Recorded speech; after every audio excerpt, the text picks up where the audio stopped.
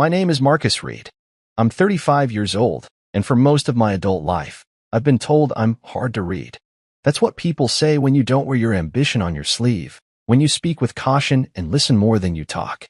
In my case, it was intentional. I learned early on that silence, when wielded properly, is not a weakness, it's a weapon. Still, even with everything I've built, I never quite expected to hear the words that came out of my wife's mouth 2 nights before her father's retirement party. "Marcus," she said, not looking up from her compact mirror as she adjusted her lipstick. "Please don't embarrass us." I was leaning against the doorway of our bedroom, dress shirt still unbuttoned, watching her touch up her makeup as though she were prepping for a film premiere and not a family celebration.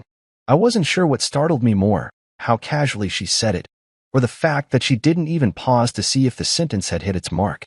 "Embarrass you?" I asked, my voice even. But my hands were cold. I could already feel the familiar knot tighten in my chest. Vivian snapped the compact shut and finally looked at me. Her tone softened, but her eyes didn't. "You're a good man, Marcus. You are. But you don't belong in that world. Not theirs. Not tonight. That world. Her world. The polished, upper-crust cocktail circuit of Boston's elite. The CEOs and surgeons, the venture capitalists and politicians, the heirloom rings and power lunch smiles. I'd been a reluctant spectator to it for 7 years of marriage, present, tolerated, but never truly welcomed. To them, I was the curious outsider, the one who didn't quite fit the mold. "I wasn't planning to do a tap dance on the tables," I said, with a small smile I didn't feel. She didn't laugh. Vivian walked over to the dresser and opened a drawer, pulling out a tie. It was dull gray. Plain. A tie so offensively unmemorable it might as well have been designed to blend in with wallpaper. "Wear this," she said. "It's safe." I took the tie from her and stared at it. Safe. That word again. Safe meant quiet. It meant forgettable. It meant exactly how her family wanted me, muted and invisible. I wondered if her mother Eloise had picked it out. That woman had made no effort over the years to hide her disdain for me. From day one, she made it clear she had other plans for her daughter's life, plans that didn't include a man raised in a working-class family from the South Shore. Even Vivian's sister Danielle, all sharp cheekbones and sharper comments, never missed a chance to remind me that I was lucky to be part of their circle. She once joked over champagne, "It's so cute how you still work, Marcus. Like, real work."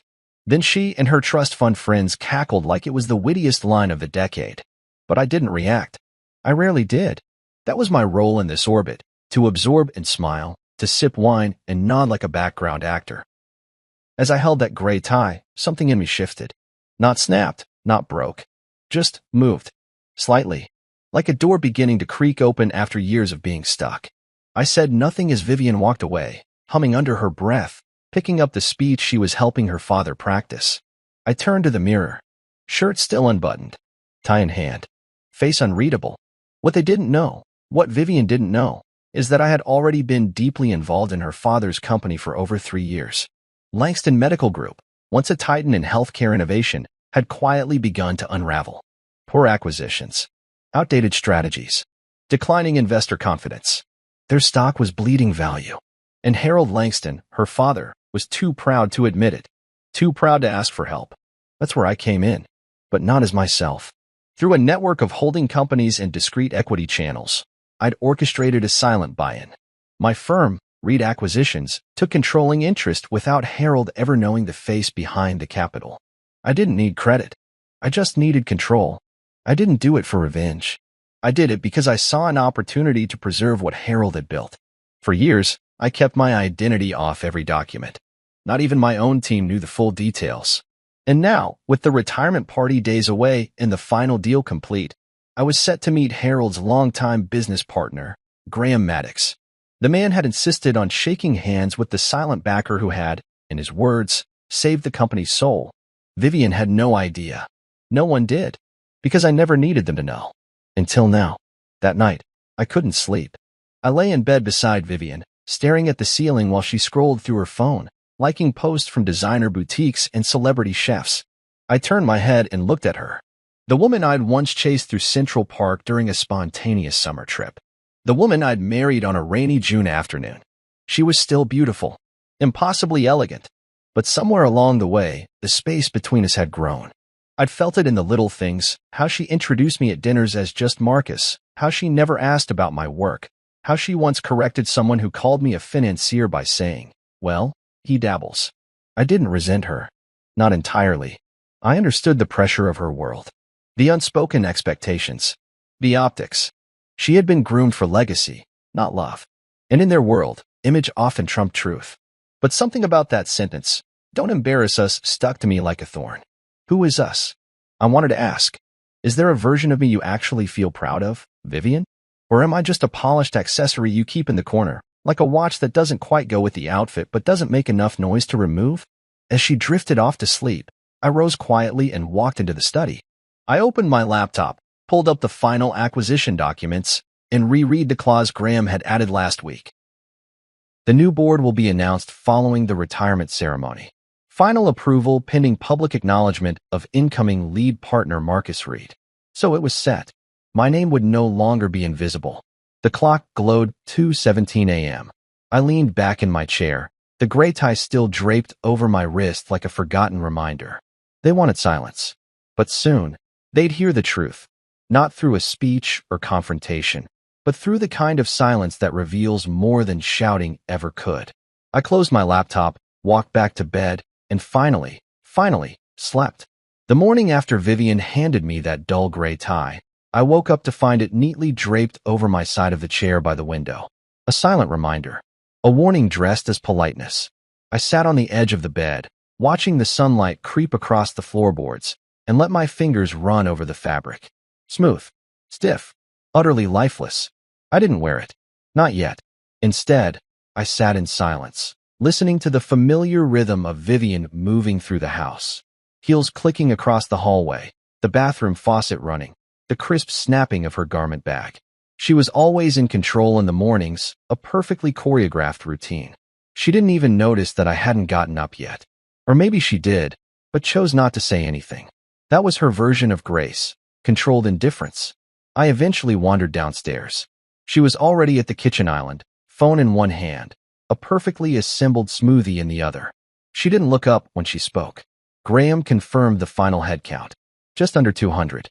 It's black tie, obviously, but Daddy wants the theme to feel modern retro. Whatever that means. I gave a nod and poured myself a black coffee.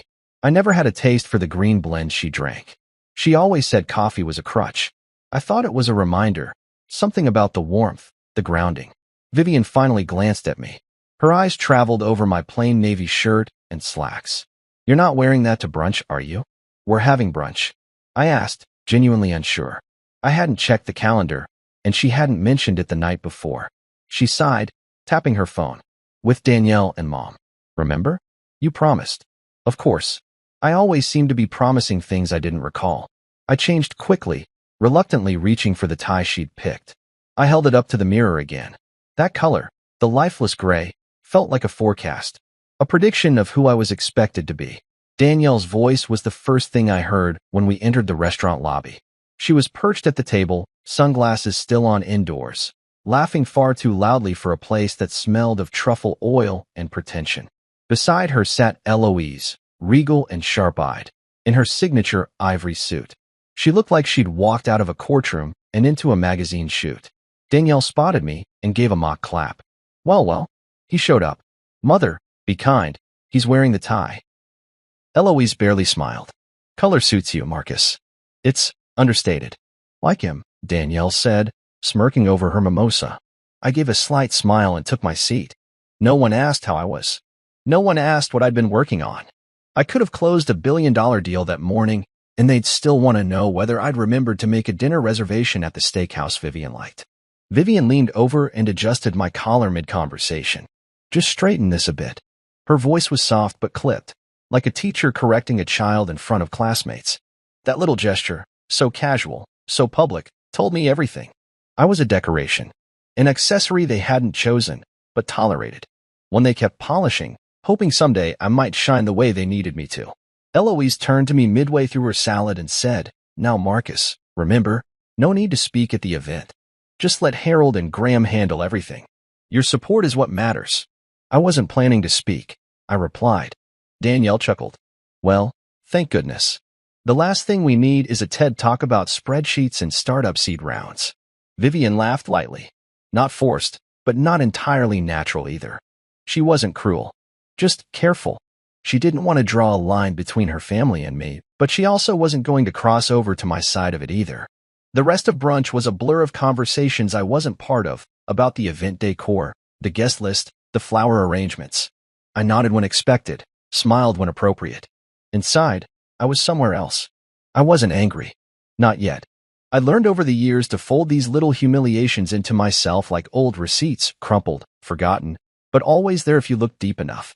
I'd become a master of stillness, a student of silence. But something about that morning gnawed at me. It wasn't the tie. Not really. It was the way they spoke around me. Through me. Like I was a mannequin they had to occasionally reposition for symmetry. Back home, Vivian spent the afternoon rehearsing Harold's retirement speech in the living room. She paced as she read from her notes. 40 years of excellence. A true pioneer. A man of vision and grace. I stood by the doorway, arms crossed, watching her. She was good. Polished. She cared deeply about the event. I could see that. This party wasn't just a celebration for her. It was a public passing of the torch. A final nod to the empire Harold had built, and maybe, in her mind, a subtle suggestion that she was the rightful heir, not through title, but through presence. She stopped when she noticed me watching. What? Nothing, I said. You're good at that.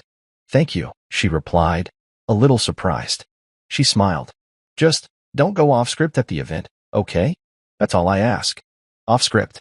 Like I was an actor in a play I didn't write. That night, as she drifted to sleep beside me, I sat in the study again. I opened the drawer and pulled out a different tie. One she didn't know I owned. Deep charcoal with a thin blue diagonal stripe. Not loud, not flashy, but not invisible either. I laid it next to the gray one on the desk. A question, a choice.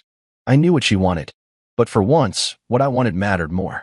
I had built an empire in silence, rescued a sinking company under layers of corporate camouflage. My name had been whispered in private circles, signed behind closed doors, hidden in acquisition memos. But I was done hiding. They wanted a man who wouldn't speak unless spoken to, who wouldn't exist unless introduced. But I wasn't invisible anymore. Not to the people who mattered. And soon, not to them either. There's something almost addictive about being the ghost in the machine. For 3 years, I moved through boardrooms and back channels without ever putting my name on a single press release. While others chased credit, I chased leverage. That was the difference. Most people want to be seen. I wanted to be effective.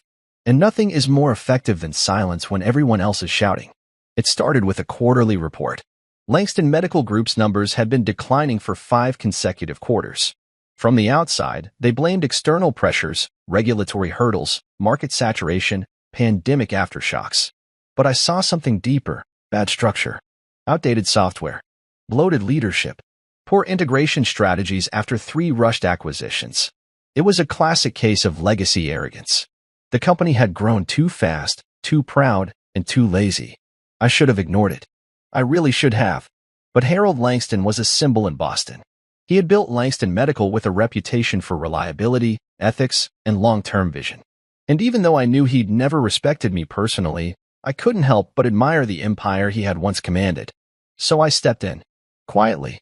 Reed Acquisitions, my firm, had long specialized in behind-the-scenes turnarounds. I built it that way on purpose. Shell corporations, holding companies, passive investor groups. We use them all. It's not shady. It's strategic. It keeps emotion out of the game. It keeps identity out of the headlines. And it gave me the room to restructure Langston Medical without the board ever realizing the new silent majority was a single source. Me. It took 18 months to secure enough equity through controlled third parties. I had to outmaneuver 3 aggressive buyout firms and 1 European conglomerate. But piece by piece, the puzzle shifted. Voting rights changed hands.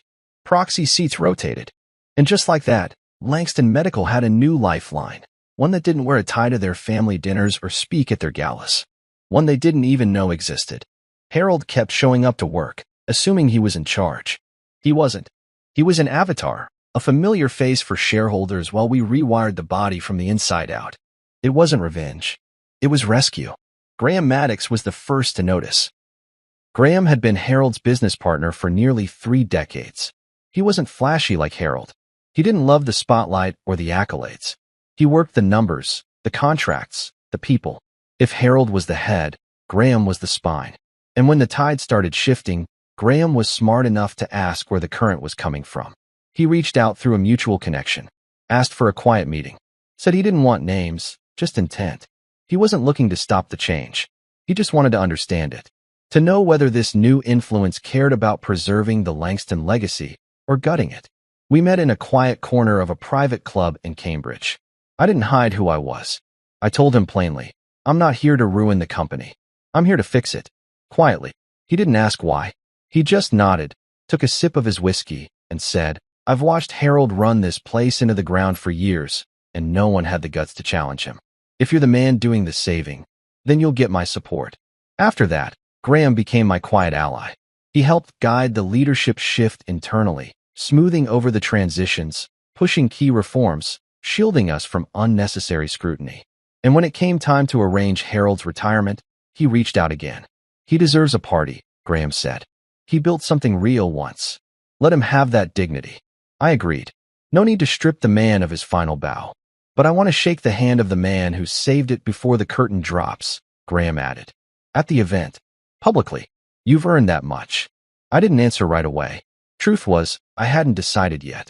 Part of me still clung to the idea that if I just kept my head down, stayed quiet, I could avoid the awkwardness of revealing myself in front of people who had spent years dismissing me. People who thought I was just a stock picker. People who laughed at my ties, my silence, my lack of pedigree. People like my wife. But something about Graham's tone, it wasn't pushy. It was respectful. It was as if he was saying, let them know. Not for revenge. For clarity. It stayed with me.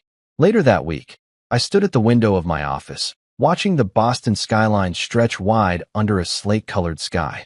Behind me, my assistant Lydia updated me on the final merger of our oncology tech arm. I nodded along, offered input, signed documents. But my mind kept drifting. To that party. To that ballroom. To that tie. I wondered how Vivian would react. I wondered if she'd try to stop it. Or worse, pretend like she knew all along. Vivian didn't like being caught off guard. She preferred control, narratives she could shape, photos she could caption. A surprise acknowledgement of my power at her father's retirement party? That would ruin her rhythm. But I wasn't doing this for her. Or for Harold. Or Eloise. Or Danielle. I was doing it for me. Because for once, I didn't want to be the man behind the curtain. I wanted to stand in the room. Not to shout, not to gloat, but simply to exist, fully, in the truth. When Graham called me the next day to confirm the guest list, he asked again, gently, will you let me introduce you? I took a breath. Yes, I said. It's time. That night, I sat alone in the study, staring at the finalized documents, the board transition, the executive restructuring, the new vision statement.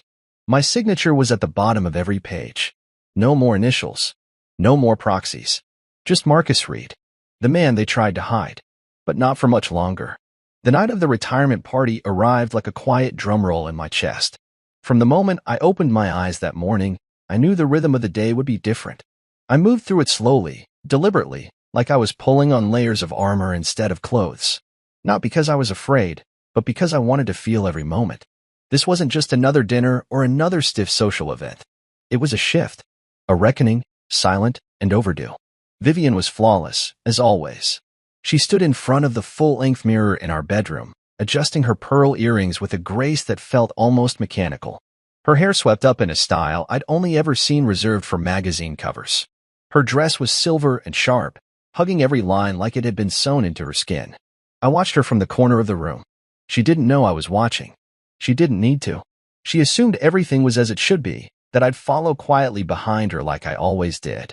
She turned to grab her clutch and noticed me still sitting on the edge of the bed, knotting my tie slowly. Her eyes fell on it. Not the gray one she picked. It was deep charcoal, just like the one I laid out a few nights ago, with a subtle diagonal stripe that caught the light if you tilted your head. It wasn't loud, but it wasn't invisible either. She blinked. Once, then smiled tightly. That's not the tie I left out for you, she said.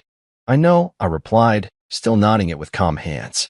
Her smile held, but it didn't reach.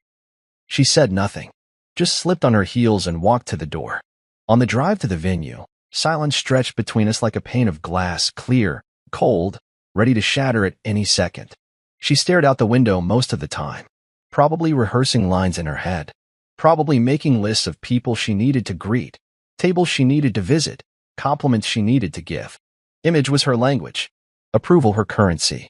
When we arrived, I stepped out first and held the door for her. Flashbulbs popped even though it wasn't a red carpet. In her family's world, everything had a lens on it. She smiled at the cameras with a practiced poise, then walked ahead without waiting for me. The ballroom was breathtaking. Crystal chandeliers, ivory linen-draped tables, tall glass vases filled with white orchids. A jazz trio played in the corner. Waiters glided by with champagne flutes and trays of hors d'oeuvres. It was a celebration, no doubt, but not one of warmth. It was elegance dressed in ice.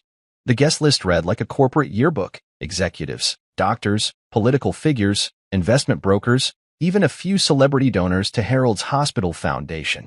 And yet, in the middle of it all, I stood at the fringe, a shadow in my own clothes. I watched as Vivian glided from table to table, kissing cheeks, laughing politely, performing her role with flawless precision. She looked back at me once, as if checking that I wasn't wandering too far or saying too much. I gave her a nod. She didn't smile, just turned back to her audience. At the far end of the room, I spotted Eloise. Tall, stern, and statuesque in navy. She was in a circle of women, all dressed in variations of money. They held champagne glasses like accessories, laughing with the same rehearsed pitch. Then I saw it, Eloise pointing at me discreetly. The women leaned in. Smiles curled at the corners of their mouths like secrets. One woman raised an eyebrow and whispered something that made the others smirk. They laughed. All of them. Delicate, polished, cruel laughter. I didn't flinch. Across the room, Danielle waved a lazy hand at me as if I were a valet or a distant cousin. I nodded and began to walk away, toward the back, toward the bar, toward somewhere I didn't have to pretend. But before I could reach it, I heard a voice behind me. Marcus. It was Vivian. She caught up quickly, her heels silent against the marble floor. She touched my arm lightly. Could you maybe just hang near the bar area for a bit? She said, her voice gentle but rehearsed. It's getting a little crowded by the sponsors. I don't want you to feel out of place. I stared at her for a second longer than I should have. Do I look out of place? She hesitated. No, I just mean, with all the medical talk and policy guests, it's easy to feel out of the loop. Out of the loop. I nodded once. I'll be fine. She smiled, relieved, then disappeared again. I stood at the edge of the room, fingers wrapped around a whiskey glass, heart beating not from nerves, but from clarity. I wasn't angry. I wasn't even surprised. I had known this version of the night was coming. I had felt it in the way Vivian avoided asking me about the company, in the way she flinched every time I introduced myself to someone she hadn't briefed first. To her, I wasn't her equal. I was her footnote, but not to Graham, not to the board, not anymore. Then the doors opened again. A hush moved through the room, not silence, but something close. An air shift, a subtle change in temperature. Conversation slowed. Heads turned. Graham Maddox had arrived. He didn't walk. He moved like a man on rails, steady, respected, impossible to ignore. People instinctively moved out of his way, drifting toward him like metal to a magnet. Even Harold, who had been laughing loudly at the center table, paused mid-sentence. Graham wore a sharp black suit, his silver hair slicked back in his usual no-nonsense style. He greeted a few people, nodded to others, but his eyes were scanning the room, searching. Then he found me. Our eyes locked across the ballroom. And he smiled. Not a nod. Not a passing glance. A full, clear, deliberate smile. He began walking directly toward me. No hesitation. No detours. Just a slow, purposeful approach that caught the attention of everyone in his path. Conversation stopped completely now. I could feel the silence pool around us like fog. Vivian turned. She saw him coming. Her smile began to falter. Then she looked to where he was heading. Her mouth opened slightly, then closed. Graham stopped in front of me, extended his hand. His voice rang out calm, deep, firm. Good to see you, sir. Sir. The word echoed like a dropped pin in a cathedral. He gripped my hand tightly, with warmth and respect, like two men who had stood on the same battlefield and come out the other side. Everyone, Graham said, his voice raised just enough to carry, this is Marcus Reed, the man who made this night possible. I felt the heat of 200 stares, but I didn't flinch. I stood tall. I met their silence with certainty, because I was no longer the man in the background. I was the storm they didn't see coming. There's a certain sound that rooms make when truth cuts through them. It's not loud. It's not even a sound you can describe, but you feel it. A stillness. A pause and breath. The quiet ripple that comes when people realize the story they thought they knew was never the real one. That was the sound I heard when Graham Maddox said my name out loud. Not just the name, the recognition behind it, the reverence in his tone, and most of all, the weight of what followed. This is Marcus Reed, the man who made this night possible. He could have dropped a chandelier and gotten less of a reaction. People froze, mid-sip, mid-sentence, mid-smile. Vivian stopped walking, her heels catching slightly on the carpet as she turned. Her eyes locked onto Graham, then to me, like she was trying to rewind and replay what she had just heard. Her father, Harold, standing across the room in front of the donor table, blinked in confusion. His mouth opened slightly as he turned to look. I watched his chest rise and fall just once, then still. Eloise's glass tilted dangerously in her hand. Danielle muttered something to the woman next to her, who immediately leaned in to whisper back, eyes flicking toward me like I was an exhibit. But I wasn't looking at them. Not anymore.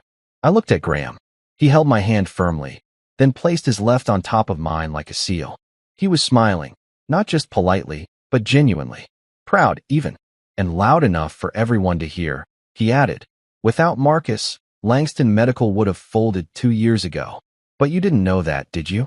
The silence around us deepened. You could hear forks being set down, champagne bubbling, but no one spoke. He turned slightly toward Harold. "You remember those anonymous investors we partnered with to restructure the company? The ones who kept us afloat during the supply chain collapse? The ones who proposed the pivot to digital health? That wasn't some hedge fund. That was Marcus Reed." I gave a small nod, offering my hand to Harold. "Pleasure to finally meet you, sir." Harold looked like he'd been blindsided by a headwind. Slowly, he reached out and shook my hand. His grip was weak, not because he didn't want to shake it, but because his mind was still catching up to the new picture in front of him. "You," he began, his voice soft, eyes narrowing slightly. "You were behind the entire restructuring?" "Yes," I replied calmly. "From the start." Vivian approached then, cautiously, not with her usual grace, but with a tentative edge I hadn't seen before. Her expression was unreadable, somewhere between disbelief and fragile composure. She stepped beside her father and placed a hand lightly on his arm. I didn't know," she said, softly, to no one in particular. Graham chuckled. No one did. That was the point. Marcus didn't need the spotlight. He needed results. And he delivered. He turned toward the rest of the room then, like a conductor guiding the audience back from shock. "So tonight, while we honor Harold's legacy, and rightly so, let's not forget the man who ensured there'd be a legacy left to celebrate." A ripple of murmurs followed. Hesitant claps. Some nods. A few people started whispering names, trying to connect dots. I caught glimpses of surprise from across the room. Some faces frowning in confusion, others blinking in rapid realization. One man near the bar raised his glass toward me with a knowing grin. Danielle was whispering furiously to her husband, who looked like he'd been handed a tax audit. Eloise hadn't moved. Vivian turned to me, her voice low, brittle.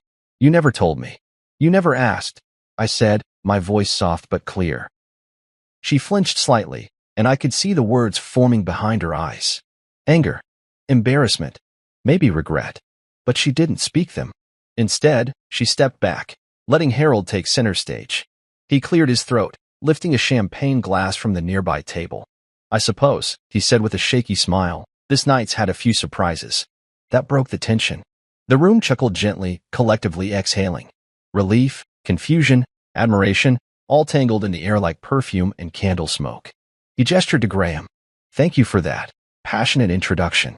And thank you, Marcus, for everything you've done behind the scenes."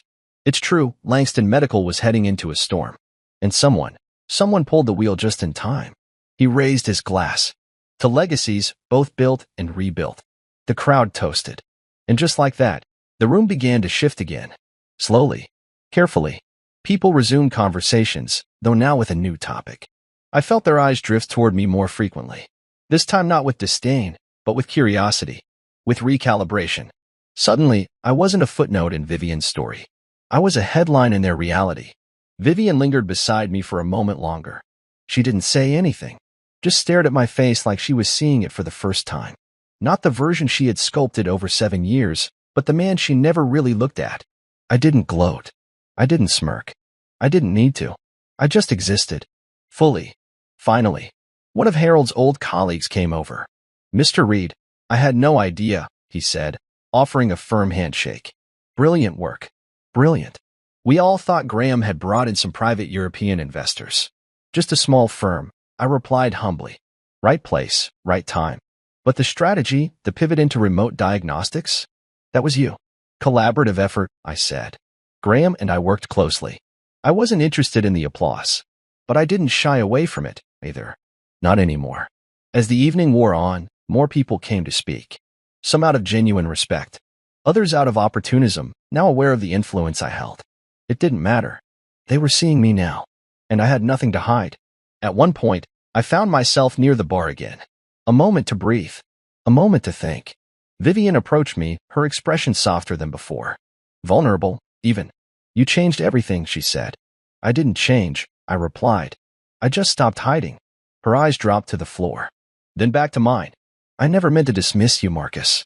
I thought I understood what this world expected. I thought I was protecting us. You weren't protecting me, I said. You were managing me. She winced. So, what now? I looked out across the ballroom. At the people laughing, the champagne flowing, the string quartet playing its careful tune. I don't know, I said. But I'm not going back to silence. Then I walked away. Not angry. Not triumphant. Just free. Because in that moment, I wasn't just the man behind the curtain anymore. I was the man they tried to hide. And now, there was no hiding left. Dead silence isn't always loud. Sometimes, it's the absence of everything. No buzzing phones. No clinking glasses. No background chatter. Just space, tight, charged, suffocating space. That's what settled over the room after Graham spoke. Everyone, this is Mr. Marcus Reed. Without him, Langston Medical wouldn't be here tonight. It was like someone hit pause on the entire evening. Not a soul moved. I could see it in their faces, the slow dawning, the mental rewinding, the scrambling to reassess everything they thought they knew. I wasn't the man sipping quietly in the corner anymore. I wasn't the plus one with a decent suit and a forgettable tie. No. Now I was someone important. Now I was the reason this celebration was even happening. Vivian looked like her mind had stepped out of the room and hadn't come back yet. Her lips were slightly parted. Her fingers still rested gently on her father's arm, frozen mid-motion. Like a movie paused in the middle of a line. Eloise had turned a shade paler than I'd ever seen her. She gripped her clutch tightly against her hip, lips pressed in a line so thin they almost disappeared. Danielle was whispering again, now faster, more panicked, like someone trying to plug a leak with a paper towel. But no one said a word to me directly. They couldn't. Not yet. Graham's words were still sinking in like ink on linen. Permanent. Unexpected. A truth they weren't ready for. I nodded politely toward Harold. Pleasure to finally meet you, sir. He managed a delayed nod, eyes still fixed on me like I was a mirage. He opened his mouth to respond, but before he could speak, Graham placed a firm hand on his shoulder. This is the man who kept your name from disappearing off hospital wings, he said calmly. Might be time you learned that. Harold didn't argue. To his credit, he didn't snap or lash out or reach for a joke to cover the tension. He simply nodded again, slower this time, then turned to his wife and daughter like he needed them to confirm that yes, this was real. Vivian didn't move. I didn't expect her to. Not yet. I turned away, slowly, stepping to the side so Graham could take the floor and continue with the event's formal remarks. He transitioned the crowd gently, giving them something to latch onto. Numbers. Vision. Legacy. It was a masterclass in social CPR, reviving the room with the same hands that had dropped the heart-stopping truth just moments before. But even as the crowd resumed their rhythm, their eyes stayed on me. Some curious, some stunned, some skeptical, all of them different than before. I didn't walk away or try to hide. I stayed right where I was, sipping my drink, back straight, shoulders relaxed. The same Marcus Reed as always, but now seen. Out of the corner of my eye, I saw Vivian whisper something to Harold. He nodded slowly and walked toward the stage, a new stiffness in his step. Vivian hesitated a moment longer before following him. I stayed where I was. I didn't go after her. I wanted her to come to me. Not because she had to, but because she chose to. She didn't. Not yet. Instead, I turned to find a new face beside me. A woman in her 50s, striking in a navy dress, with the kind of posture that said she was used to being listened to. Mr. Reed, she said, offering a hand. I'm Dr. Ellen Robarts. We met briefly at the Midtown Health Summit, though you were still anonymous then. I shook her hand. I remember. You were leading the panel on surgical tech expansion. She smiled. So you weren't just eavesdropping. You were actually paying attention. I like to listen more than I speak, I said with a half smile. Though apparently not anymore. She laughed. Not a polite laugh, a real one. Well, I'll say this. You've made an impression tonight. The right kind. More people approached after that. Slowly at first, then steadily. CEOs, consultants, board members I'd once only known through reports and indirect memos. They asked smart questions. They congratulated me. A few offered guarded compliments, the kind that let you know they'd underestimated you, but were too proud to admit it. And still, from across the room, I could feel Vivian's eyes watching me. Finally, she approached. I could hear the hesitation in her steps. The kind of careful walk someone takes when approaching a cliff they never realized was there until they were standing on the edge. Marcus, she said softly. I turned to her. She looked radiant, as always. But now her poise was cracking at the edges. Not visibly, but enough that I could feel it. You knew this whole time, as she asked. I did. You let us all believe you were just the quiet husband with the tie you picked out? I offered gently. She looked down, embarrassed. You could have told me. You never asked. Silence again. Not the stunned kind this time. The personal kind. The kind that wraps around a conversation like a curtain, reminding you that there are some things only two people in a room can understand. I wasn't trying to deceive you, Vivian, I said. I just didn't think you were interested. She looked up. That's not fair. No, I said. But it's true. Her eyes brimmed with questions she wasn't ready to ask. Or maybe with realizations she wasn't ready to accept. You made me feel small, I said simply. Every dinner, every brunch, every time you introduced me as just Marcus. I thought I was protecting you, she whispered. From what? She didn't answer. And I didn't press. Because the truth was obvious. She wasn't protecting me. She was protecting the image. The story her family liked to tell. And I didn't fit the narrative. Not until now. I'm not angry, I said finally. Just done pretending. Vivian nodded slowly, as if her entire past few years were rewinding in her mind. Every dismissive comment, every sideways glance, every time she asked me not to speak unless spoken to. You were never invisible, she said, barely above a whisper. I didn't reply, because she was wrong. I was invisible. Until now. That night. As the event wound down and people began gathering their coats and gift bags, I stayed by the exit, thanking those who stopped to shake my hand. Eloise avoided me entirely. Danielle gave a brief, stiff nod and disappeared into a corner conversation. Harold offered a final handshake that felt more respectful than warm, but that was enough. And Vivian? She stood alone for a long time, watching me from near the center of the room. Her eyes tired. Her jaw set. She looked like someone who had just woken up in a different world than the one she went to sleep in. A world where her husband wasn't an accessory. A world where he was the foundation. And the room finally knew it. When the music finally faded and the crowd began thinning out, I didn't move from my spot near the ballroom doors. I stood there, drink in hand, exchanging nods and handshakes with people who would have walked past me an hour earlier without a second glance. Funny how truth, when finally spoken, rearranges the room. Graham had gone. Harold, too, after a long, awkward thank you speech where he tried to strike a balance between gratitude and confusion. You could tell he was still processing everything. Not just what I had done for the company, but who I was. Who I had always been. Vivian lingered. She hadn't spoken to me again since our earlier conversation. Not directly. I watched her speak to guests with her signature polish, but her eyes were different now. Quieter, heavier. She wasn't performing anymore. She was observing. Recalculating. I wasn't angry. Honestly, I felt light. Like I'd spent years carrying a mask I didn't need, and now that it was gone, the weight had vanished with it. That mask, that quiet, agreeable, sit-in-the-corner Marcus, wasn't me. It never had been. But it was the version Vivian liked best. The version her mother tolerated. The version H. The strategist. The investor. The architect behind the deals that saved their name. Now, standing under the soft light of crystal chandeliers, I wasn't hiding anymore. And the world wasn't ignoring me anymore, either. As I reached for my coat, I heard a voice behind me. Mr. Reed. A moment? I turned. It was a man in his 40s, sharp suit, familiar face. One of the tech consultants Langston had hired back during the restructuring phase. He extended his hand. I just wanted to say your moves were surgical. Brilliant.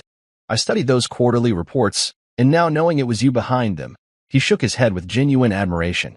You could have been a public name, easily. I smiled, calm. Being public isn't always the goal. He nodded, understanding.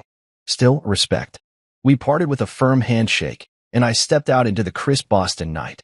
The air smelled of early spring and cigarette smoke from the valet stand. I stood on the steps for a moment, watching as people piled into black cars and limousines, chatting, laughing, gossiping. Behind me, the ballroom buzzed with the slow unraveling of a party that would be talked about for months, mostly because of me. I didn't plan that. I didn't need it. But I accepted it. Just as I was about to call for my car, I heard her voice. Marcus. Vivian. She was still in her silver gown, but it looked heavier now. Her earrings sparkled, but her expression was bare. I wasn't ready, she said quietly, stepping beside me. Not for any of that. I didn't respond. I just waited. You never told me. Not once. Not even when I made those comments at dinners with my family. You didn't ask, I said. My tone wasn't sharp, it was simply honest. I didn't think I had to, she said. I assumed. You assumed I was comfortable being in your shadow, I replied. You liked me quiet. Convenient. Safe. She flinched. You were never just a stock guy to me, Marcus. I mean, yes, I didn't understand the details, but I respected your work. No, you respected the parts that didn't threaten your family's image. That stopped her. You introduced me as just Marcus for years. You corrected people when they assumed I was in finance. You told me, days ago, not to embarrass you. I looked at her then. Really looked. But I wasn't the one pretending. Her eyes glistened now. Not with tears. Not quite. But with realization. You made me question everything tonight, she said. Not just who you are, but who I've been. I nodded slowly. That's what truth does. There was silence between us, but not the kind from earlier. This was intimate. Sad. Complicated. Vivian's voice dropped to a whisper. I kept telling myself I was protecting you. That I was shielding you from their judgments. But you weren't, I said gently. You were shielding them from the discomfort of seeing you with someone they couldn't label. Someone they didn't pick. She wiped the corner of her eye. You deserved better than how I treated you. I know. I just thought, if I could keep everything polished, perfect, then it would all stay safe. That word again, I said. Safe. She laughed bitterly. I guess I used it like a shield. More like a muzzle. That silenced her. Not out of offense, but understanding. I don't want to lose you, she said after a long pause. I think you already did, I replied. We stood there in silence again, under the night sky, with the last of the guests stepping into cars behind us. I didn't raise my voice. I didn't need to. I didn't set you up, I told her. I didn't plan any of this to hurt you. She nodded slowly. I know. I just stopped hiding. There was nothing more to say after that. She turned and walked back inside without a word. And I watched her go, graceful, elegant, deeply human. Not the villain, not the victim, just someone who couldn't see what was in front of her until it was too late. I walked to my car alone, no driver, no fanfare. Just me and the quiet. And for the first time in years, I didn't feel like a background character. I felt like a man who had finally stepped into his own story. Not with noise, not with anger, but with the simple, undeniable weight of the truth. The ride home was silent. Vivian sat beside me in the passenger seat, her hands folded neatly in her lap, eyes fixed out the window. The gown she wore no longer glimmered. It sagged around her like a costume she forgot to take off. I kept both hands on the wheel, focused on the dark road ahead. The engine was the only sound between us, humming low and even, like it was trying not to disturb the fragile tension sitting between us. We hadn't spoken since she turned back into the ballroom. I had assumed she'd catch a ride with her parents, maybe stay the night at the Langston estate like she often did after large events. But she didn't. When I walked out to the car, she was already standing next to the passenger side door, waiting, quiet. So I unlocked it, and we left together. But we weren't together. Not really. She hadn't said a word since she buckled her seatbelt. Neither had I. But I could feel the weight of her thoughts bouncing around the car like loose change in a glove compartment. Regret. Shame. Maybe confusion. Maybe trying to figure out how she could spin this story into something cleaner, something she could still control. But she couldn't. Not anymore. And I wasn't going to help her this time. I pulled into the driveway just before midnight. The porch light was still on, casting long shadows across the garden she had hired someone else to plant. Everything about our house was curated, coordinated, just like her. It had never really been mine. I had paid the mortgage, signed the deed, but it had always felt like walking through a showroom. Beautiful, quiet, cold. We sat there for a few more seconds. Then I shut off the engine and stepped out. The air was colder than I expected. I heard her car door open a moment later. We walked to the door together, but not side by side. We moved like two strangers who happened to live under the same roof. Inside, she slipped off her heels by the entryway and went straight to the kitchen. I heard the refrigerator open, then close. She poured water into a glass, drank half, set it down. I walked past her, heading for the stairs. "Marcus," she said behind me. I stopped. "Can we talk?" she asked, voice quieter than I'd ever heard it. I turned slowly. She was standing by the island, arms crossed, barefoot, gown shimmering faintly in the kitchen light. She looked unsure, something I hadn't seen from her since the first time we danced at our wedding. "What do you want to talk about?" I asked. She hesitated. "Everything." I leaned against the stair railing. "That's a lot." "I know," she whispered. "But I don't want to go to bed pretending like none of it happened." I looked at her, really looked at her. No anger, no distance. Just the raw truth that neither of us could escape anymore. "Then say what you need to say." She nodded, took a breath, and walked to the living room. I followed, sitting across from her, not beside her, on the opposite couch. She pulled a blanket around her legs. Not because she was cold, but because she was exposed. "I didn't know how much I was silencing you," she said. "I thought I was helping you blend in, protecting you from how cruel my family can be." "They didn't need your help with that," I said. She closed her eyes for a moment. "I'm not proud of the way I treated you, or the way I let them treat you. Her voice broke slightly. "I got used to the story I told myself. That you didn't mind being in the background. That you liked being quiet." "I like being quiet," I said. "But I don't like being erased." Vivian's face twisted with guilt. "You never were to me. Not in my heart." "Maybe not in your heart," I said. "But everywhere else." I disappeared. In every photo, in every introduction, in every time you said, "Just Marcus." I wasn't your partner.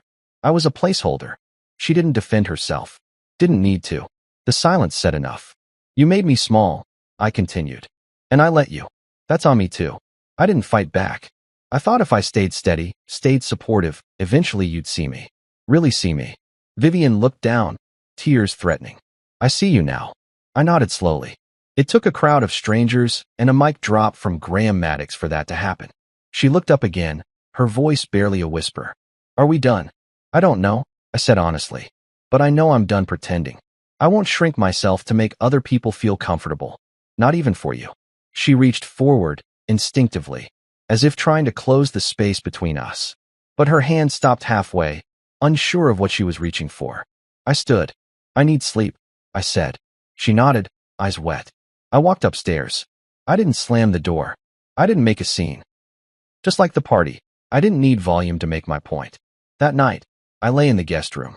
I stared at the ceiling, the faint sound of Vivian moving around downstairs fading into stillness. At some point, the house went quiet. Not just silent, empty, but peaceful too. Like the air had cleared. Like the masks had been hung up for good. The next morning, I found a note on the kitchen table. "Let's talk. We need to figure out who we really are. Vivian." I read it once, then again, and then I placed it down. I didn't want apologies written on fine stationery. I didn't want a heart-to-heart scripted over coffee. I wanted something real. I wanted respect, not recovery. So I made my choice. I showered. I got dressed. I brewed coffee. And then I drove to my office. There, waiting on my desk, was a letter from Graham. Inside was the formal board invitation. "We believe your vision should help lead us forward. Welcome." I signed it, not because I needed power, but because I finally stopped hiding from it. The morning after the party, the city was unusually still. It was one of those rare Boston days when the sky hung low and quiet, coated in a dull silver fog that seemed to mute the entire world. I sat in my office, staring at the skyline beyond the floor-to-ceiling glass, holding the note Vivian had left on the kitchen table. "Let's talk. We need to figure out who we really are. Vivian." I'd read it 3 times before I folded it and placed it gently in the drawer beside my keyboard. It wasn't that I didn't appreciate the gesture. It just came too late and from the wrong place. The letter was an act of damage control, a response to exposure, but not the kind of reckoning that I needed. Not anymore. I had spent too many years hoping for words like that. A simple acknowledgement, a sentence that told me I was seen. But now that I had it, I didn't feel relief. I felt tired. Tired of being polite when I was being belittled. Tired of playing humble to make others feel secure. Tired of shrinking just to fit into a frame someone else built for me. And maybe more than anything, I was tired of pretending that all of it was normal. I turned to the letter that did matter, the one from Graham, sealed in a navy blue envelope with the Langston medical insignia pressed in silver. Inside were the finalized terms of my appointment to the board. Permanent. Voting. Full rights. Full access. A seat at the table I'd built from underneath. I signed without hesitation. It wasn't about revenge. It was about presence. A presence no one could deny now, no matter how quiet I chose to be. By noon, I was deep in work, coordinating with my legal team about the transfer of a few subsidiary holdings. My firm had grown significantly in the last year. We were no longer just a silent force in acquisitions. We were evolving into architects of entire sectors. I had a vision, and I was ready to live it out loud. I didn't check my phone until after lunch. 10 missed messages, all from Vivian. Some long, some short, some that began with, "I need to explain," and others that simply said, "Please." I scrolled through them, not out of spite, but with the same curiosity you might have flipping through a diary from a time in your life that felt foreign now. I wasn't angry anymore. That surprised me. I thought I would be, but I wasn't. Not even bitter. I had expected fury. What I found was peace. Because when the mask drops, when the world finally sees you without filter or filtration, you don't need anyone else's validation. You just need your own. Still, I owed her a response. Maybe not the one she wanted, but one rooted in honesty. I typed, "Vivian, you asked me not to embarrass you. I didn't. I revealed who I've always been. Marcus." Then I put my phone down and went back to work. That evening, I returned home briefly to pack an overnight bag. I wasn't leaving in some grand theatrical way. I just needed space. I needed a room where I wasn't haunted by echoes of smallness. A place where the walls didn't remember all the times I'd been asked to stay quiet. Or wear a dull gray tie. Vivian wasn't home. Her car was gone. Probably with her mother. Or her sister. Maybe with someone new trying to help her rewrite the narrative into something cleaner. I didn't mind. In the bedroom, I opened the closet and saw it still hanging there, the gray tie. Unworn. Untouched. I took it down, folded it slowly, and placed it inside a drawer. Not as a keepsake, but as a reminder. A reminder of how easy it is to become someone else's silence if you're not careful. I took only what I needed. Some clothes. My watch. A notebook. No drama. No slammed doors. Just quiet footsteps and a hotel key in my pocket. By nightfall, I was in a suite downtown with a skyline view, a whiskey in my hand, and my laptop open. I sent emails. Scheduled meetings. Finalized my next move. I was done being the invisible man. And I was done waiting for the world to notice me. Now they had. The next morning, I met with Graham for breakfast at his favorite spot. A quiet, upscale cafe tucked into a side street near Beacon Hill. He was already seated, reading the paper, suit perfect as always. "You good?" he asked as I sat down. I nodded. "Better than I've been in years." He smiled. "You've handled all of this with more grace than most men would. Hell, I've seen CEOs crumble under less." "I had a lot of practice being ignored," I said lightly. He folded the paper. "They know now? Everyone. And they won't forget it. I don't need them to remember me," I said, sipping my coffee. "I just needed them to stop writing me out of my own story." He tapped the table gently. "Well, story's yours now. So what's next?" I didn't answer right away, because I didn't fully know. And for the first time in a long time, that didn't terrify me. I said slowly, "I just want to build something real. Without apology. Without needing to explain it to anyone who doesn't want to understand." Graham nodded like a man who understood exactly what that meant. We talked business for the next hour. Mergers. Market shifts. Internal politics. But underneath it all was something deeper, a respect I hadn't felt in years. Not the kind of approval that comes from being useful, but the kind that comes from being seen.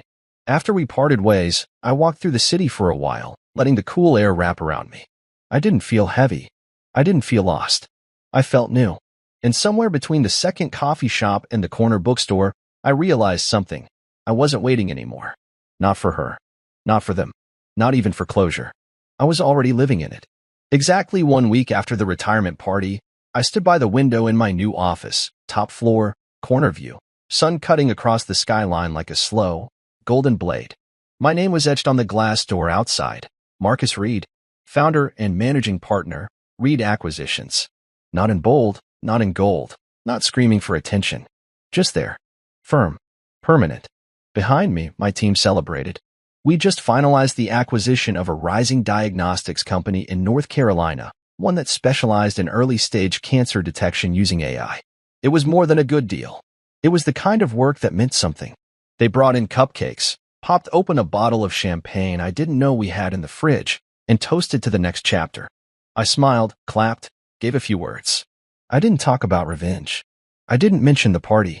There was no need. They weren't clapping for my past. They were clapping for where we were headed. It felt good.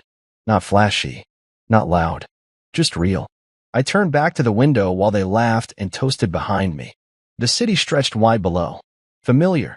Honest. Complex. I had spent years watching it from other people's rooms, ballrooms, parlors, conference centers, always standing near the edge, just out of focus. Now, I was the center of my own frame. No handlers. No introductions with downplayed titles. No wife pulling me by the wrist with a smile that said, just don't talk too much. I was finally here. Just me. Unmasked. Unapologetic. Halfway through the celebration, my phone buzzed. Vivian. Again. She hadn't stopped texting. Not angry messages anymore. They had shifted into something more erratic. Confused. Wounded. Regretful. Some short, can we please talk? Others longer. I didn't know how blind I was. I see it now. I see you. I read them all. But I only responded once. I had sent it a few days ago, during a late night in the hotel when I looked out at the Charles River and realized I didn't need to explain myself anymore. You asked me not to embarrass you. I didn't. I revealed who I've always been. She hadn't replied to that. Today, her name flashed again. This time, I didn't open the message. I simply turned the phone over, face down, and let it rest beside the tray of untouched cupcakes. Across the room, Lydia, my assistant, walked over and handed me a slim envelope. From Graham, she said. Hand-delivered this morning. Said you'd know what it meant. I nodded and took it. Inside was a photograph. It was taken at the retirement party. I hadn't known there were any cameras pointed at me that night, but Graham must have arranged it. In the picture, I stood by the bar, hand extended as Graham greeted me. He was mid-sentence, his mouth slightly open, and I was listening. Calm. Still. Poised. And behind me, just out of focus, were the stunned faces of Vivian, Harold, and Eloise. The moment of unmasking. Frozen forever. I looked at it for a long time before tucking it inside the drawer beneath my desk. Not to display. Just to remember. It wasn't about showing them. It was about reminding me. I took the rest of the day slow. Spoke to the team. Laughed a little. Shared coffee with new interns who reminded me of myself, observant, serious, full of questions. I didn't tell them my story. I didn't need to. What mattered was the space we were building together. A space where no one was asked to shrink. That evening, I returned to the house. Yes, that house. The one that had never felt entirely mine. Vivian wasn't home. Her car was gone again. Whether she was with family or retreating somewhere to think, I didn't know. I didn't ask. I had come for one reason. Closure. I walked through the room slowly. The living room still held the scent of old candles and polished furniture. The walls were covered in framed photos, family dinners, holidays, foundation galas. Most of them staged. Most of them curated. I paused at one of them. A photo from our second anniversary. She stood in front, laughing, wineglass raised.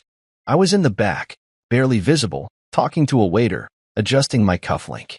That was the role I played for years. The background. The husband who never quite matched the rest of the decor. I didn't hate her for it. I hated that to the part of me that thought being loved meant being less. Before I left, I stood in the closet.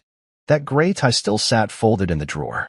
I picked it up once more, then dropped it gently into the donation bag.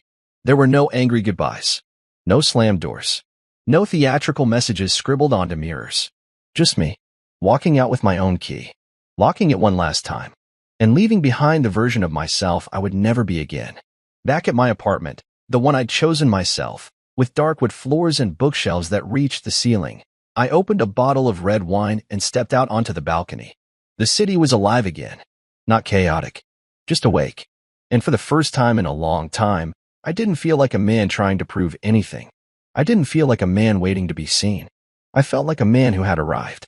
Fully, completely, quietly. Vivian's last message came 2 days later. I didn't open it. I didn't need to.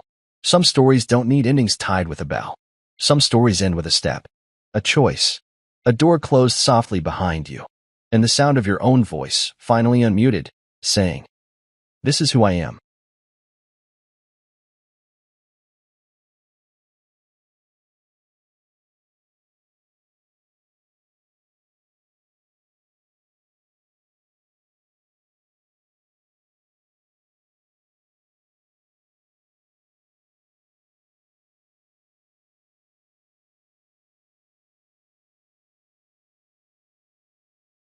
Thanksgiving was supposed to be about gratitude, but as I sat at the head of the dinner table, watching my wife, Cassandra, laughing with her friend Harriet, I felt anything but thankful. The evening had been going well enough. Our house was filled with the warm aroma of roasted turkey and cinnamon-spiced apple pie, the clinking of glasses, and the hum of conversation among family and friends. The dining table was decorated with a golden autumn centerpiece, candles flickering in the dim light, setting the perfect ambience for a cozy family gathering. And then, Cassandra opened her mouth. "Nothing to be thankful for in bed," she blurted out, loud enough for the entire table to hear. Harriet nearly choked on her wine before bursting into laughter. The rest of the table went silent for a split second, long enough for me to feel the weight of their awkward glances. Then, Adam, her brother, cleared his throat uncomfortably while Cassandra smirked, clearly enjoying her own joke. I set my glass down carefully, meeting her gaze. I felt my jaw tighten, my fingers flexing around the stem of the glass.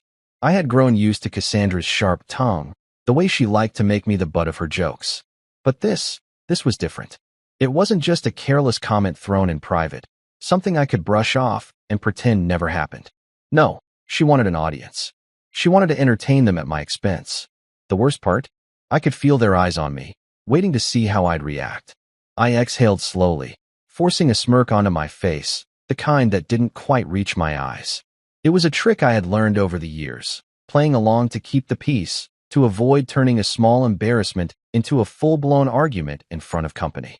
But inside I was seething. The laughter around the table was hesitant, polite, as if they were trying to gauge whether it was okay to laugh. Harriet, of course, leaned into it, nudging Cassandra playfully. "Oh, come on, Cass. Give him some credit. Maybe it's just a bad season." More laughter, more eyes darting in my direction. I felt my heartbeat thud against my ribs. My hands curled into fists beneath the table, hidden from view. I should let it go. That's what I always did, right? Smile, nod, brush it off like it didn't sting. Like it wasn't the 100th time she'd taken a jab at me in front of others. But something in me snapped. I didn't cause a scene. I didn't slam my fists on the table or demand an apology. No, that wasn't my style. Instead, I lifted my glass, took a slow sip of my drink, and locked eyes with Cassandra. She was still grinning, but there was something else in her expression now, something flickering behind the amusement. She had expected me to chuckle, to shrug, to play the role of the passive husband she had molded over the years. But I didn't. I let the silence stretch between us, my smirk unwavering, my gaze steady. And in that silence, I made a decision. I wasn't letting this one go. Not this time. For the rest of dinner, I barely spoke. I listened as Adam tried to change the subject, bringing up some nonsense about football. I nodded in the right places, even forced a chuckle at one of his weak jokes, but I wasn't really there. My mind was replaying Cassandra's words over and over again, the smug way she had said them, the way she had basked in the laughter that followed. I stole a glance at her every now and then, watching how she continued to enjoy the night, completely oblivious to the storm brewing inside me. She had no idea. She thought it was just another joke, another throwaway remark that would fade into the background like all the others.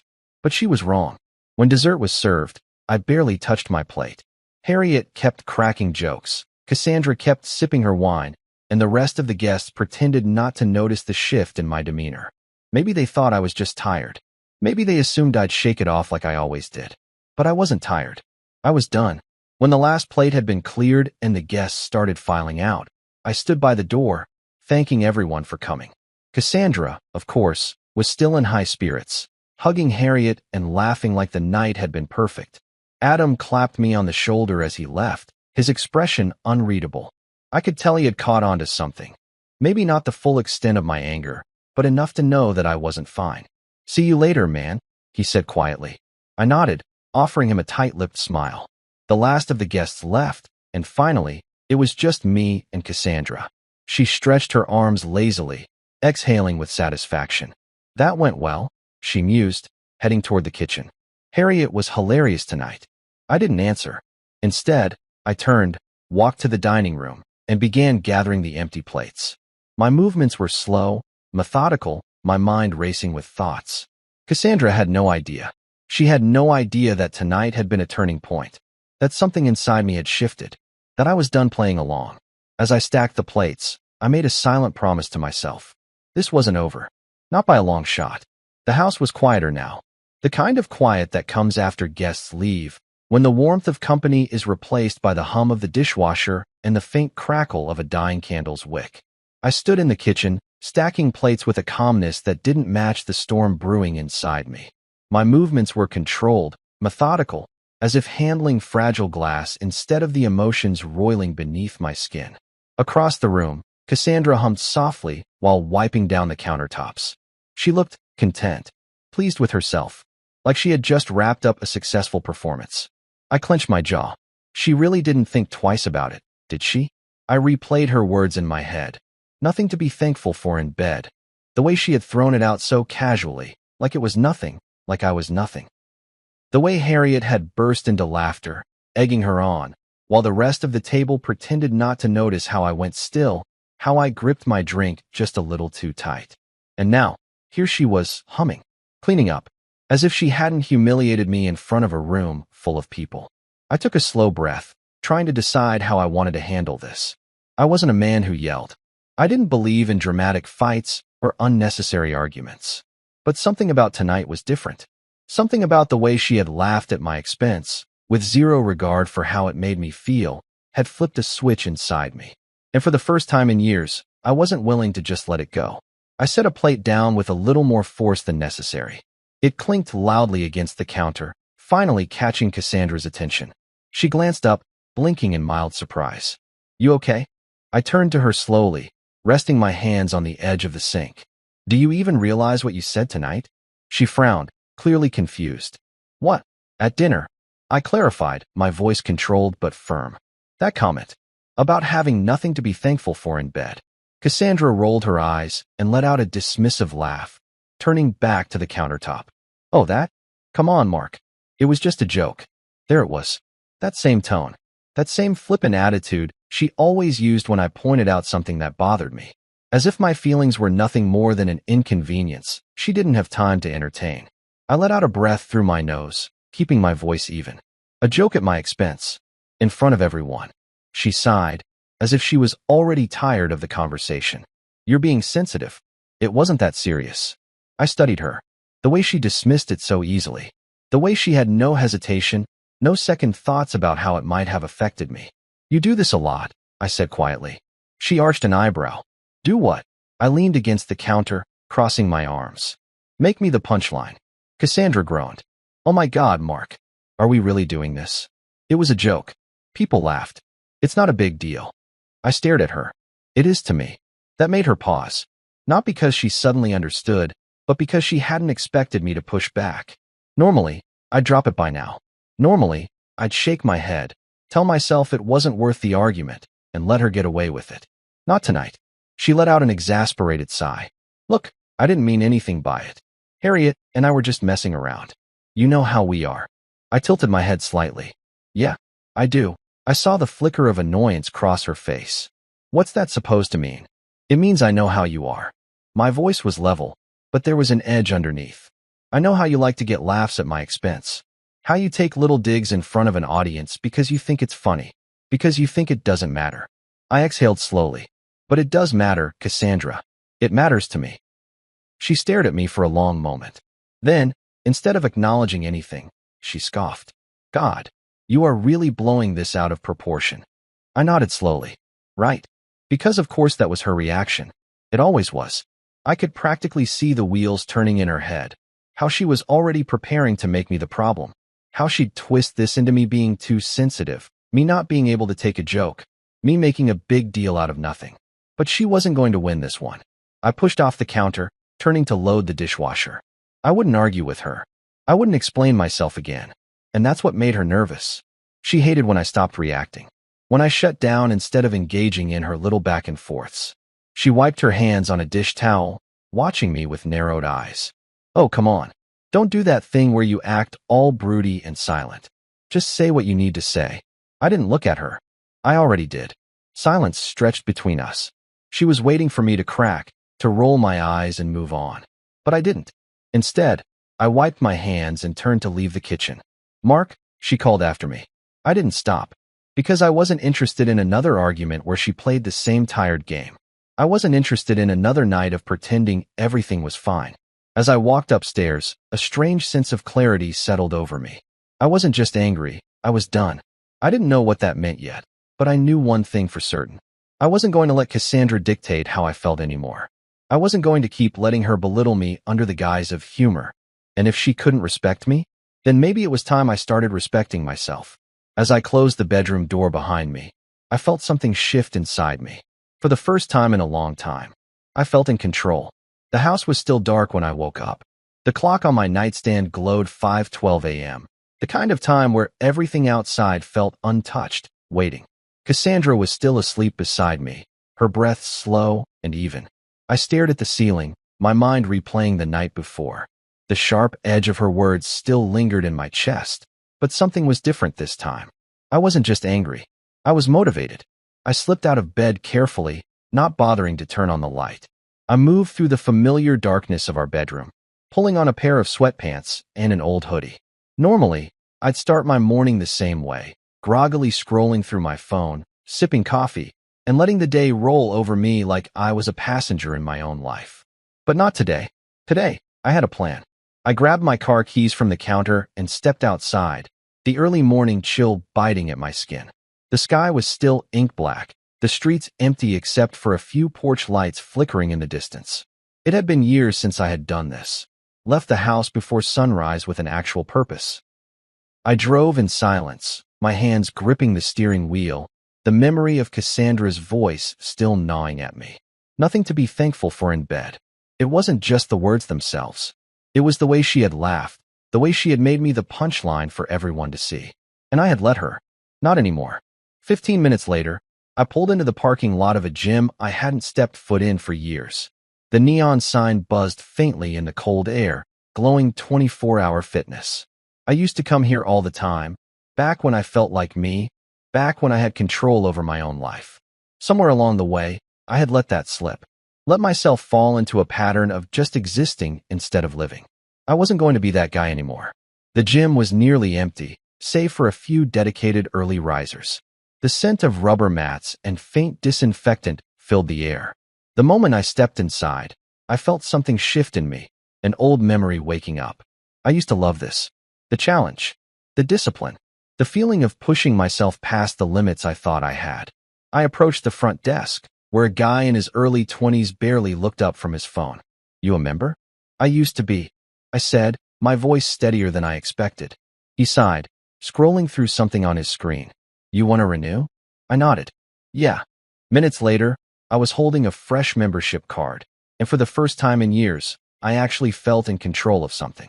I started slow. The treadmill first, easing myself into the rhythm of my own footsteps. The belt hummed beneath me as I pushed forward, my lungs burning with the reminder that I hadn't done this in a long time. But with each step, I felt something old and familiar returning, the version of myself I had lost along the way. After the treadmill, I moved to the weights. My muscles trembled as I gripped the dumbbells, the weight heavier than I remembered, but I pushed through it.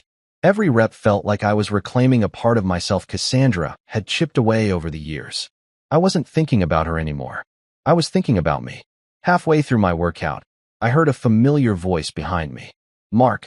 I turned, sweat dripping down my temple, and saw Troy standing near the benches.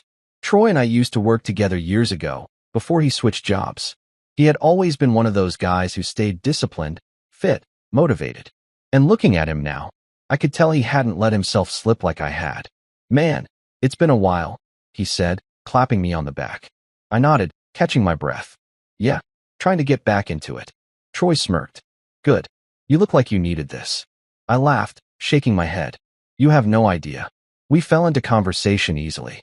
He asked about work, I asked about his family, and somehow, the conversation veered toward the real reason I was here. She still got you on a leash? He asked, only half joking. I exhaled, rubbing the back of my neck. Not for long. His eyebrows lifted slightly. That bad? I didn't answer right away.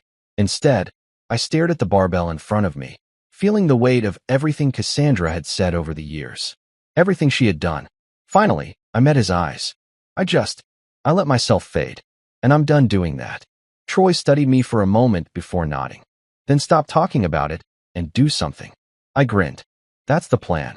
By the time I finished my workout, my muscles ached in a way I hadn't felt in years. It was a good ache, the kind that reminded me I was alive, that I was capable of something more. I drove home just as the sun was rising, a golden glow stretching across the sky. The house was still quiet when I stepped inside. Cassandra wasn't up yet. Good. I took a long shower, letting the water wash away the sweat, the exhaustion, the old version of myself that I was leaving behind. When I stepped out, I didn't feel drained. I felt recharged. For the first time in a long time, I looked at myself in the mirror and saw someone I recognized. Someone I was proud of. By the time Cassandra finally woke up, I was already dressed, sipping coffee at the kitchen counter.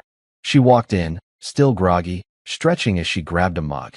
She glanced at me, her brow furrowing slightly. You're up early. I took a slow sip of my coffee. Yeah. She eyed my gym bag, the slight sheen of sweat still on my skin. Did you go somewhere? I met her gaze, taking my time before answering. Yeah, I said simply. I did. She waited, expecting me to elaborate, to explain myself like I always did. But I didn't. I just took another sip of coffee and picked up my phone, scrolling through emails. Cassandra frowned, but didn't press it. Not yet. But I saw the wheels turning in her head. She was used to being the one in control, the one dictating the tone of our conversations, our lives. She wasn't going to like this new version of me. And honestly, I didn't care. Because for the first time in years, I wasn't living for Cassandra. I was living for me. I walked into work that morning feeling different. Lighter, in a way. Not physically. My muscles still burned from the workout, reminding me of how far I had to go, but mentally. It was like a switch had flipped inside me. For years, I had moved through my days on autopilot, just existing, waiting for the next sarcastic remark, the next eye roll, the next moment where Cassandra reminded me, sometimes with words, sometimes with just a look, that I wasn't enough. But not today. Today, I had a plan. I stepped into my office, setting my coffee down and shrugging off my jacket. I had barely settled in before my coworker, Jake, leaned against my desk with a knowing smirk. You look different, he said, dragging out the word like he was still trying to figure out what had changed. I raised an eyebrow. Different how? Jake crossed his arms. I don't know. More awake. I chuckled, shaking my head. Thanks, I think. He shrugged. Didn't see you at lunch yesterday. Figured you were buried under Cassandra's latest to-do list. I exhaled through my nose, forcing a smile. Jake had always made comments like that. Light jabs at the way Cassandra ran things. How she made all the decisions. I used to laugh along, even if it stung. Not today. Nah, I said, leaning back in my chair. Had other things to do. Jake's eyebrows lifted slightly. He studied me, as if noticing something for the first time. Well, damn. You almost sound like a man with a life outside of his wife. I smirked, picking up my coffee. Maybe I am. I could feel his curiosity, but he didn't push. Instead, he nodded approvingly and walked off, leaving me with a strange sense of satisfaction. It was a small moment, barely a conversation, but it meant something. Because for the first time, I hadn't played into the usual script. I was done being predictable. The change didn't stop at work. When I got home that evening, Cassandra was in the living room, scrolling through her phone. She barely looked up as I walked in. only offering a distracted, "Hey," before returning her attention to whatever held her interest more than me. I placed my keys on the counter, not responding right away. Normally, I would have asked about her day, let her set the tone of the evening. Instead, I kicked off my shoes, grabbed a bottle of water, and started changing into my workout clothes. Cassandra finally glanced up, her brow furrowing. "Going somewhere?" I tightened my laces. "Yeah." She waited for me to elaborate, but I didn't. I just grabbed my gym bag and headed for the door. "Wait," she sat up straighter. "The gym?" Again. I nodded, swinging the bag over my shoulder. Her lips pressed together, eyes narrowing slightly. "Since when are you this into working out?" I met her gaze, my expression unreadable. "Since now." She blinked.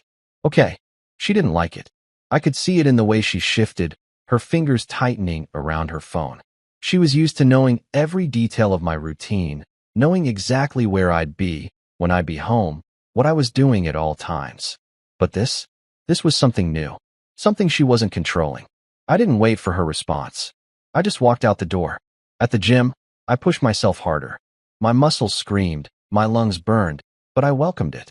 Every rep, every sprint, every drop of sweat felt like proof that I was changing, that I was becoming someone stronger, not just physically, but mentally. Troy spotted me as I finished my last set. He smirked, nodding in approval. "You're serious about this?" I exhaled, wiping sweat from my brow. "Damn right I am." He handed me a water bottle, watching me for a moment. "So, what's the plan?" I frowned, uncapping the bottle. "Plan?" He gestured vaguely. "This. You." The sudden shift. I mean, don't get me wrong, I love seeing it. But where's it going? I took a long sip of water, considering his question. Where was this going? I had started this because I was sick of being treated like a joke. Sick of being the guy Cassandra could mock in front of friends and then dismiss when I had the nerve to call her out. But this wasn't just about her anymore. This was about me. "I don't know yet," I admitted. "But I know I'm not going back." Troy grinned. "Good answer." When I got home later that night, Cassandra was waiting. She was sitting at the kitchen table, wine glass in hand, her expression unreadable. I dropped my bag near the door, kicking off my shoes. "What's up?" She swirled the wine in her glass. "You tell me." I raised an eyebrow, leaning against the counter. "What's that supposed to mean?" She exhaled, setting the glass down. "You've been different." I didn't respond right away. Instead, I walked to the fridge, grabbed a bottle of water, and twisted off the cap. I took my time, letting the silence stretch. "Finally," I said, "is that a problem?" She scoffed. "I didn't say it was a problem, but it bothers you." She pressed her lips together. "It's just sudden." I nodded slowly, taking another sip of water. "Maybe it's not sudden. Maybe you just never noticed before."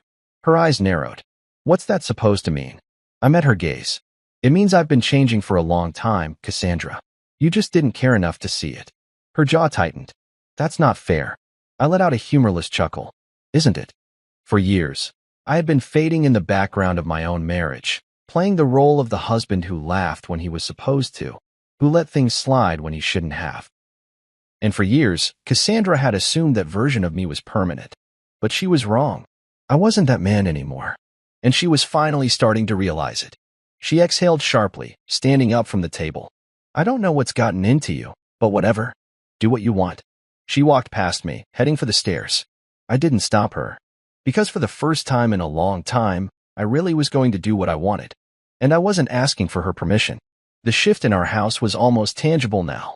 It was like a change in temperature, subtle at first, but noticeable enough that Cassandra was starting to squirm. She was used to me being predictable, to me falling into the same comfortable routines, to me orbiting her world without question. But the version of me she had always known? He was gone, and she was starting to feel it. I came home later than usual that night. Not ridiculously late, just late enough that I knew it would get under her skin. Late enough that I didn't text her updates about where I was, what I was doing, or when I'd be home. I had spent the evening out, not with another woman, not doing anything shady, just living. I met up with a few guys from the gym for drinks, something I hadn't done in years. It wasn't about the drinks or the company. It was about me reclaiming my time, my choices, my independence. And Cassandra? She hated it. She was sitting in the living room when I walked in, scrolling through her phone, pretending she wasn't waiting up. But the way she didn't look at me? That was a dead giveaway. "Hey," I said, setting my keys down. She responded with a clipped, "Hey," barely glancing up. I smirked to myself. Oh, she's pissed. I walked to the kitchen, taking my time, pouring myself a glass of water. I wasn't about to rush into a conversation just because she was itching for one. Let her sit in it for a while. Let her wonder. Finally, after a long, tense pause, she broke. "So, where were you?" I took a sip, letting the cold water sit on my tongue before swallowing. "Out." She scoffed. "Yeah, I got that much." "Out where?" I shrugged. "Just grabbed a few drinks with some guys from the gym." Her lips pressed into a tight line. She hated that answer. Not because she actually cared where I was, but because I hadn't felt the need to run it by her first. "Since when do you hang out after work?" she asked, trying to sound casual, but there was an edge to it. I leaned against the counter, meeting her gaze. "Since now." That was all I gave her. No explanations, no justifications, no guilt-ridden apologies. And that was what rattled her the most. She set her phone down with a little too much force. "Mark, what's going on with you?" I exhaled through my nose, tilting my head slightly. "You're gonna have to be more specific." "You know exactly what I mean," she said, folding her arms. "You're acting different. You're going to the gym all the time, staying out late, barely talking to me." I raised an eyebrow. "Isn't that what you wanted?" She blinked. "What?" I let out a small, humorless laugh. "You've spent years making me the punchline of every conversation, treating me like a joke in front of your friends. Now you're mad that I finally stopped playing along." Her face twisted into something unreadable. "That's not fair, isn't it?" I challenged. She hesitated. I stepped closer, lowering my voice. "Tell me something, Cassandra.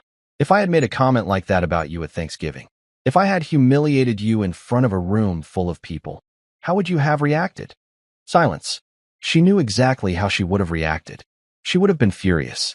She would have demanded an apology, stewed in resentment for days, maybe even weeks. But when it was me, it was just a joke. I shook my head, stepping back. "You don't like this new version of me because I don't need your approval anymore." Her jaw clenched. "That's not true." I gave her a slow, knowing look. She swallowed hard, her gaze flickering away for a moment before she straightened her shoulders.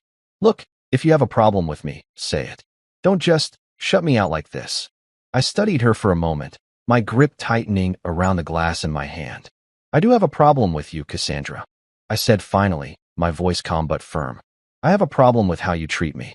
I have a problem with the way you talk about me when other people are around. I have a problem with the fact that you only care now because you feel like you're losing control." Her eyes darkened. "That's not true, isn't it?" She exhaled sharply, pushing off the couch. "God, Mark, you're acting like I'm some kind of monster." I was joking. Harriet was laughing. Nobody else even cared. I felt my stomach tighten at that. There it was. That casual cruelty. The way she made it sound like my feelings were the problem, like the only thing that mattered was whether or not other people thought it was funny. I set my glass down. "Wow," I muttered, shaking my head. She frowned. "What?" I looked at her, my expression unreadable. "Nothing. I let out a soft chuckle, running a hand over my jaw. It's just so clear to me now." She crossed her arms. "What is?" I met her eyes, and for the first time in years, I saw her for exactly who she was. "I was never your husband," I said quietly. "I was just your favorite punchline." The words landed like a slap. Her face paled slightly, her lips parting as if she wanted to respond. But what could she say? I had spent years brushing off her jabs, swallowing my pride, telling myself it wasn't worth fighting over. But the truth? I had been miserable. And the moment I stopped catering to her, the moment I stopped playing along, she started to panic. Because deep down, she knew. She knew she had pushed me too far. She just never thought I'd actually do something about it. I turned away from her, grabbing my gym bag again. "Where are you going?" she asked, her voice tighter now, a thread of uncertainty weaving through it. I didn't even look at her. "Out." Again. I grabbed my keys, my voice casual. "Yeah." She took a step forward. "Mark, you can't just eat." I turned to face her, my expression calm but final. "Watch me." And with that, I walked out the door. I didn't slam it. I didn't yell. I just left. And as I stepped into the night air, inhaling deeply, I realized something. For the first time in a long, long time, I felt free. The night air felt different. Crisp. Lighter. Or maybe it was just me. Maybe it was the weight I had been carrying for years finally starting to lift. I slid into my car, my hands gripping the steering wheel, but I didn't start the engine right away. I just sat there, staring at my reflection in the rearview mirror. My own eyes stared back at me, calm, steady, but different. I wasn't the same man I had been a few months ago, and I sure as hell wasn't the same man I had been at Thanksgiving. A notification buzzed on my phone. Cassandra. I didn't bother looking at it. I already knew what it would say. Where are you? Are you coming back? We need to talk. No, she needed to talk. She needed to figure out how to get me back under her thumb, how to smooth things over just enough that she could go back to pretending everything was fine. But I wasn't interested in playing that game anymore. I started the car and pulled out of the driveway, the headlights cutting through the darkness. I wasn't sure where I was going. I just knew I wasn't staying home. Not tonight. I ended up at Troy's place.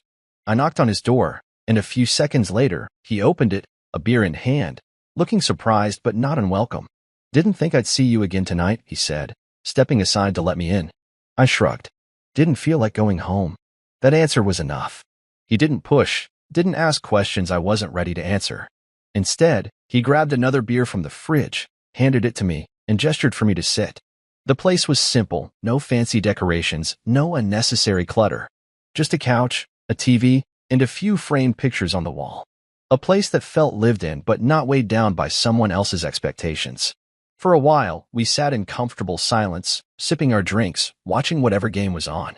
I could feel the question lingering in the air, though, waiting to be asked. Finally, Troy leaned back, glancing over at me. You done?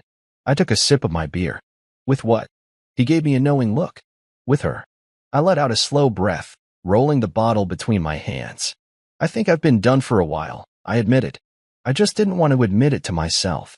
Troy nodded, like he had already known that before I did. So what now?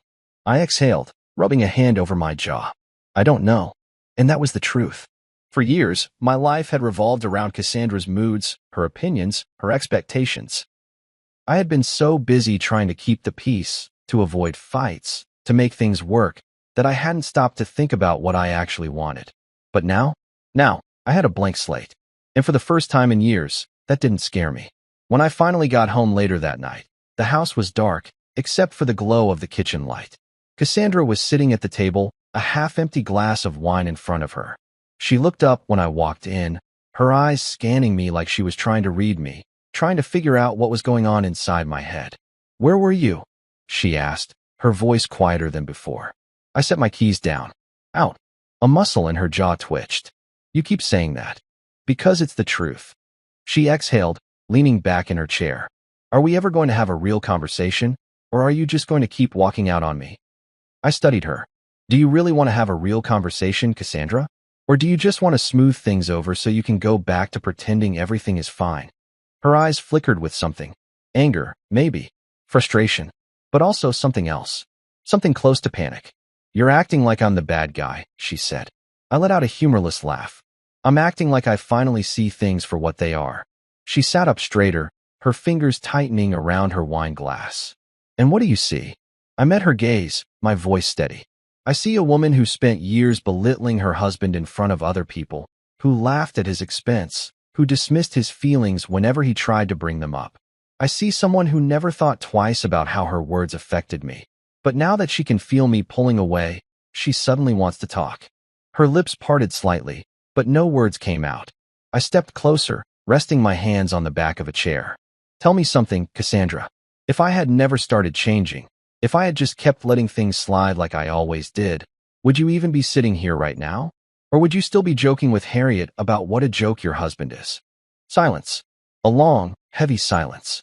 Her throat bobbed as she swallowed, her grip tightening around the stem of her glass. Mark, I didn't mean. Yeah, I cut in. That's the thing. You never mean it. Her shoulders slumped slightly, her face pale under the soft glow of the kitchen light. For the first time, she looked nervous. I exhaled through my nose, shaking my head. I don't hate you, Cassandra, but I'm done living like this. She blinked rapidly, as if trying to process the weight of my words. You're done? She echoed, like she needed me to say it again. I nodded. Yeah. She sat there for a long moment, staring at me, searching for something in my expression that wasn't there anymore. Finally, she let out a slow breath and picked up her glass, taking a sip before setting it down gently. So that's it, she asked, her voice quiet. I nodded. That's it. She inhaled sharply, her fingers curling into fists for a brief second before she forced herself to relax. Fine. She stood up abruptly, grabbing her wine glass and walking past me without another word. I didn't stop her. I just stood there, listening to the sound of her footsteps disappearing upstairs. And then, finally, after years of silently drowning in this marriage, I let out a breath I hadn't realized I had been holding. I wasn't angry anymore. I wasn't even sad. I was just free. For the first time in a long, long time. I woke up the next morning feeling different. Not rested, not yet, but lighter. Like something had cracked open inside me, and all the resentment I'd been holding on to had started spilling out. The house was quiet. Too quiet. Cassandra wasn't in bed when I rolled over. Not that I expected her to be. Last night's conversation had changed something between us, shifted the ground we'd been standing on for years. I wasn't sure how she'd react today. Maybe she'd pretend nothing happened, like she always did. Maybe she'd lash out. Or maybe, just maybe, she'd finally realize that I was serious this time. I stretched, rubbing my hands over my face, then got out of bed. The house smelled like fresh coffee, but the usual warmth that came with it was missing. It didn't feel like home anymore. Just walls and furniture and silence. When I walked downstairs, Cassandra was sitting at the kitchen table, scrolling through her phone, a mug of coffee beside her. She didn't look up when I entered. I grabbed my own mug from the cabinet, pouring myself a cup. The air between us felt thick, but I wasn't going to be the one to break it first. A few minutes passed before she finally spoke. So what? You're just done. I exhaled slowly, setting my coffee down. Yeah. She let out a sharp, humorless laugh. Just like that. I met her eyes. Cassandra, I've been done for a long time. You just never noticed. Her fingers tightened around her phone. That's bullshit, she snapped.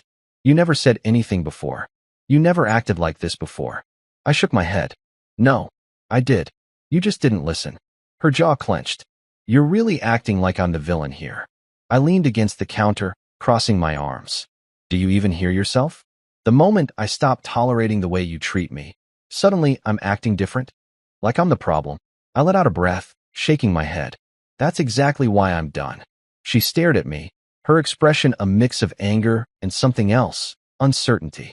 Cassandra wasn't used to this version of me. The version that didn't argue, didn't plead, didn't try to fix things. She was used to power, to control, to having the last word. But she didn't have control anymore. And she knew it. I grabbed my coffee and took a sip, letting the silence sit between us. She shifted in her chair, her knee bouncing slightly, like she was holding something back. Then, finally, she exhaled sharply and set her phone down. So what now? I looked at her, taking my time with my answer. I don't know. Her lips parted, like she wanted to argue, but she stopped herself. She wasn't used to hearing that from me. I had always been the one to make plans, to try to make things work, to fix whatever was broken.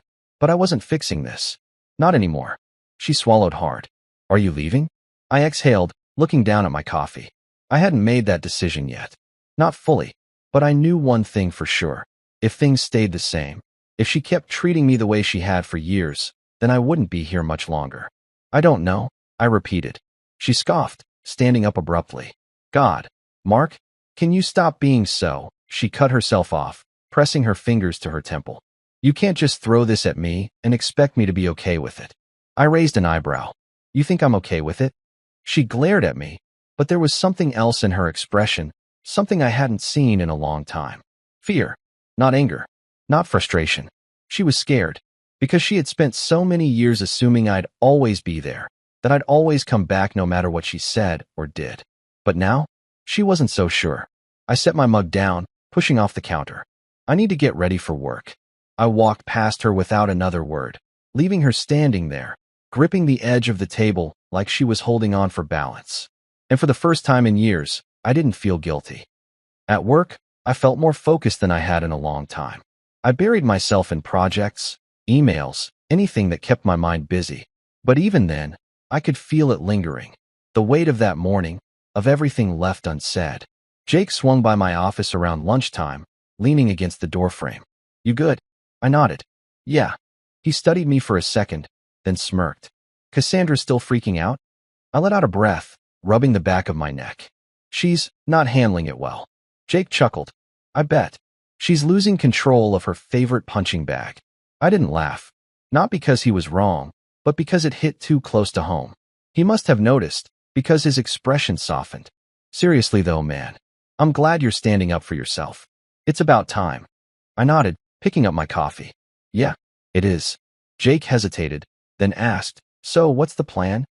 I stared at my desk for a moment before answering. I don't know yet. And that was the truth. But for the first time, I wasn't afraid of not knowing. That night, when I got home, I could tell Cassandra had been waiting. She was in the kitchen again, a homemade meal on the table, one of my favorites, something she hadn't cooked in months. The lights were dim, candles flickering, a glass of wine already poured for me. A grand gesture. It was the kind of thing she did when she felt threatened, when she realized she was losing control. I set my bag down, studying the table. What's this? She gave me a small, forced smile. Just thought we could have a nice dinner. Talk. I didn't move. Because I already knew what this was. This wasn't about fixing things. It wasn't about understanding me. It was about her. About regaining power. Sit. She urged, gesturing to the chair across from her. I stood there for a long moment. Then, slowly, I walked forward and sat down. She exhaled, as if relieved, like she had won something just by getting me to agree. I picked up my fork, twirling it in my fingers. Then I looked at her. You can't fix this with one nice dinner. She flinched. I know that. Do you? I asked, tilting my head. She swallowed. Mark, I set my fork down. I'm not angry, Cassandra. Not anymore. Her face twisted slightly. Then what are you? I met her gaze, and for the first time in our marriage, I told her the truth. I'm done. The words landed like a blow. She sucked in a sharp breath, her fingers tightening around her wine glass. She had felt it coming. But now, she had to face it. I didn't get up right away. I let the silence settle, let the truth of it sink in. Then, finally, I stood. And I walked away. And Cassandra? For the first time since I had known her. She didn't stop me. I woke up before the sun. Not because I had to, not because of some alarm blaring in my ear, but because my body refused to stay asleep. I lay there for a moment, staring at the ceiling, listening to the heavy silence of the house. The space beside me was still warm. Cassandra must have gone downstairs recently. Or maybe she had just been awake all night, tossing and turning, trying to figure out a way to pull me back in. But there was nothing left to pull. I threw the blankets off and sat on the edge of the bed, rubbing a hand over my face. My muscles still ached from yesterday's workout, but it was a good ache, a reminder that I was still changing, still reclaiming something I had lost a long time ago. I didn't feel guilt. I didn't feel regret. I just felt done. And that was a strange kind of peace. I stood up, threw on a pair of joggers and a hoodie, then headed downstairs. The air smelled like coffee, but the house still felt cold. Not physically, no. Cassandra would never let the thermostat drop too low, but emotionally. It was like neither of us wanted to be the first to say anything. Neither of us wanted to acknowledge what was happening between us. She was at the kitchen counter, stirring her coffee. She looked up when she saw me, but she didn't say good morning. I didn't either. Instead, I grabbed a mug and poured myself a cup. I felt her watching me, waiting for me to speak, waiting for me to crack. But I wouldn't give her that. Not today. Not anymore. She took a slow sip of her coffee before finally breaking the silence. Are you really going to act like nothing is happening? I set my mug down and turned to face her. I could ask you the same thing. She huffed, shaking her head. Jesus, Mark, do you want to end our marriage? I met her gaze. Do you? She flinched, just slightly. Because that wasn't the answer she was expecting. She thought I'd apologize. She thought I'd reassure her. But the truth was, I didn't know if I wanted to end our marriage. I just knew I didn't want it like this anymore. She set her mug down harder than necessary. You're being impossible. I exhaled through my nose, shaking my head.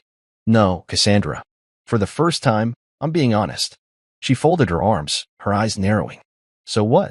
You want space? Time apart? You want to sleep in separate rooms now? I shrugged. I want to stop feeling like a punchline in my own marriage.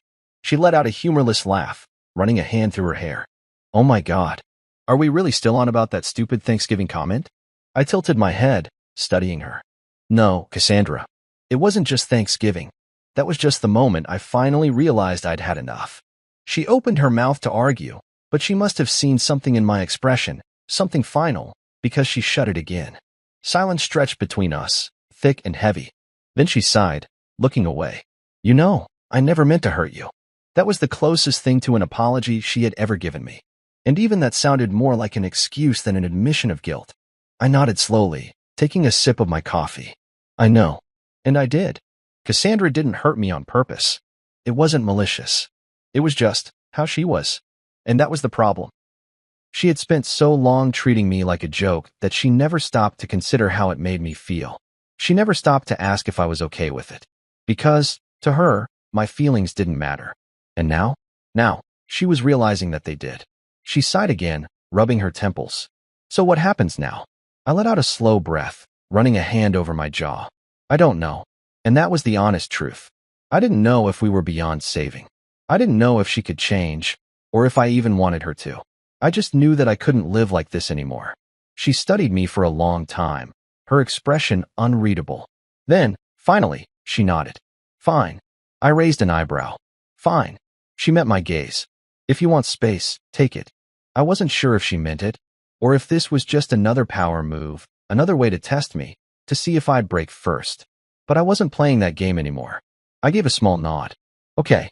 And then I grabbed my gym bag and walked out the door. At the gym, I pushed myself harder than usual. I needed to. My body was the only thing I had full control over right now. Every rep, every sprint, every drop of sweat was a reminder that I was reclaiming something that had been taken from me, myself. Troy spotted me between sets, raising an eyebrow. Damn, man. You're on a mission today. I exhaled, wiping the sweat from my forehead. Something like that. He studied me for a moment, then smirked. Let me guess. Cassandra didn't like your new attitude. I let out a breath, shaking my head. She doesn't know what to do with it. Troy chuckled. Yeah, man. Women like that, they love control. The moment they feel it slipping, they start scrambling. I didn't say anything, because he wasn't wrong. Cassandra wasn't used to me making my own choices. She wasn't used to me putting myself first. And the truth was, she probably never expected me to. Troy slapped my shoulder. Look, man, whatever happens, just remember, you don't owe her your misery. I let those words settle in my chest. Because he was right. For years, I had put her feelings, her comfort, her happiness before my own. And where had that gotten me? Nowhere. That night, when I got home, Cassandra didn't say much. She was curled up on the couch, watching TV, but I could tell she wasn't really watching it. Her mind was somewhere else. She glanced at me when I walked in. Did you eat? It was a simple question, but it felt loaded. I nodded. Yeah. She pursed her lips, looking away. Okay. I wasn't sure what she wanted me to say. Maybe she wanted me to sit down, to tell her everything was fine, to pretend like we weren't falling apart. But I wasn't going to do that. Instead, I just nodded toward the stairs. I'm heading up. She didn't stop me. She didn't argue. She just sat there, staring at the screen, lost in thought. And as I climbed the stairs, I realized something. I wasn't the one who was lost anymore. She was. The house felt different now. Not because anything had physically changed. The furniture was still in place. The walls were still painted the same neutral colors Cassandra had chosen years ago, and the scent of her vanilla candles still lingered in the air. But the energy was different. It was like we were living in a space that neither of us recognized anymore. A house filled with unspoken words, heavy silences, and something neither of us wanted to name yet. I sat in my office, staring at my computer screen, but my mind was elsewhere. My fingers hovered over the keyboard, an unfinished email blinking at me, waiting to be completed. But I wasn't focused on work. I was focused on her. On how, ever since that night, since I told her I was done, Cassandra had changed. Not in some dramatic way. Not in the way movies make it seem, where a person suddenly realizes their mistakes and begs for forgiveness. No, this was different. She was trying to act normal. Trying to act like things weren't shifting beneath her feet, like she wasn't afraid of losing control. She still cooked dinner, still poured my coffee in the morning, still left little notes on the counter reminding me about bills or groceries.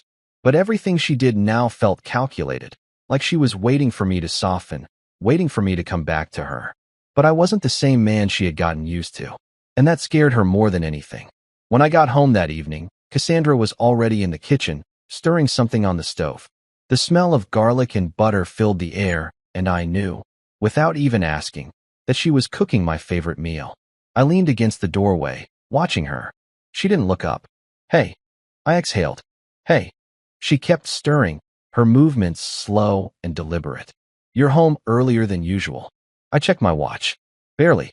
She nodded, like she was expecting me to say more. I didn't. A few moments of silence stretched between us before she finally turned, wiping her hands on a towel. Are we going to talk about this? I met her gaze. Talk about what? She let out a frustrated breath. Don't do that.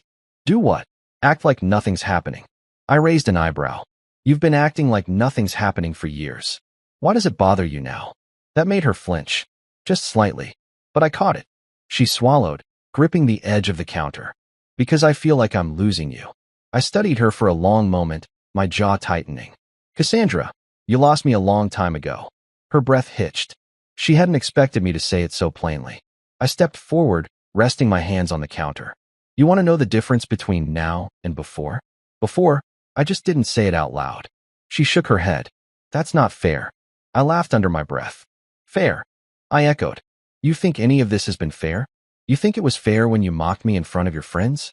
When you made me feel like a joke every time we were in public?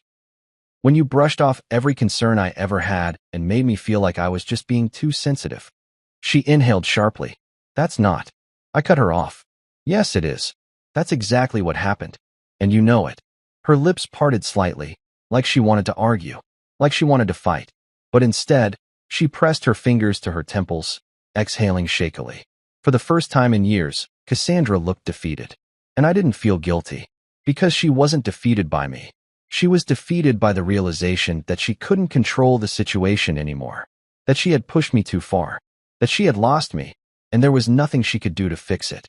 She sucked in a breath, forcing herself to straighten. So what happens now? I leaned back against the counter, crossing my arms. I don't know, Cassandra. You tell me. She let out a bitter laugh. Oh, come on. I know you. You don't just wake up one day and decide you're done. You have a plan. You always have a plan. I met her gaze, my voice steady. I didn't have a plan for this. I just finally stopped making excuses for you. Silence.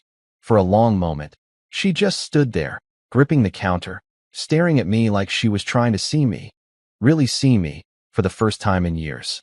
And then she sighed. A deep, tired sigh. I never meant to push you away, she said quietly. I exhaled, shaking my head. I don't think you ever meant to keep me either. Her lips parted slightly, but no words came out. She had no response to that.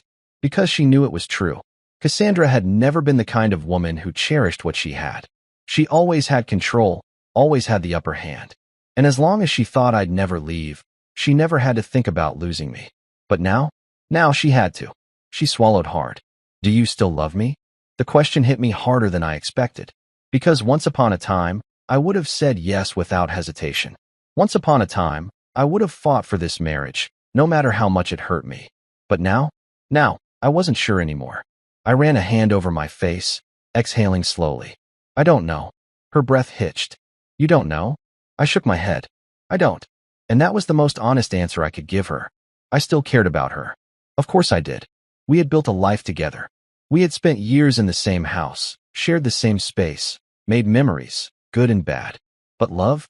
I wasn't sure if what we had now was love or just the ghost of what used to be. She looked away, blinking rapidly like she was trying to keep herself together. I don't want to lose you. I studied her. I don't think you ever thought you could. Her shoulders slumped slightly. She had no defense. For the first time, she wasn't fighting me. She wasn't trying to manipulate the situation. She wasn't trying to turn it around on me. She was just standing there, realizing that she had already lost and that there might not be a way to fix it. She swallowed hard. So what do we do? I let out a breath, shaking my head. I don't know, Cassandra. But whatever happens next, it's not just going to be up to you. She nodded slowly, biting her lip. And for the first time in a long time, she looked scared. Not scared of losing control. Not scared of not having the upper hand. Scared of what happens when you push someone too far and realize there's no coming back. The days that followed were quiet. Not the kind of peaceful quiet where everything felt settled, but the kind of silence that came before a storm. Cassandra had stopped pushing. Stopped trying to make small talk. Stopped trying to bait me into arguments. Stopped acting like everything was fine. Instead, she moved through the house like a shadow, aware that something was slipping away from her, but unsure how to stop it. And me? I wasn't angry anymore. I wasn't even resentful. I was just done. The realization had settled deep inside me, solid and unshakable. The love I had once felt for Cassandra had been worn down by years of being dismissed, humiliated, and overlooked. I had spent so much time trying to make our marriage work that I hadn't even realized how one-sided that effort had been. But now, I was seeing things clearly for the first time. And I knew exactly what I had to do. It was Saturday morning when I finally said it. Cassandra was sitting at the kitchen table, staring into her coffee cup like it held all the answers she had been searching for. I stood across from her, my own coffee growing cold in my hands. I took a deep breath. I think we should separate. Her head snapped up so fast I thought she might get whiplash. Her eyes widened, her face going pale. What? I met her gaze, my voice steady. I said I think we should separate. For a moment, she just stared at me, blinking rapidly like she was trying to process the words. Like she hadn't really believed it would come to this. Then, she let out a short, disbelieving laugh. Are you serious? I nodded. Yeah, I am. She exhaled sharply, shaking her head. Mark, come on. We've had problems before. We've had fights. But this? You don't just throw away a marriage over a few arguments. I set my coffee down, folding my arms. That's the problem, Cassandra. You think this is about a few arguments. Her nostrils flared. Oh my God, is this still about Thanksgiving? I tilted my head, studying her. Do you really think this is just about that? She crossed her arms, pressing her lips into a thin line.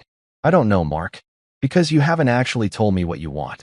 You just pulled away and started acting like a stranger, and now, all of a sudden, you want a separation. I sighed. I didn't pull away. I just stopped chasing after you.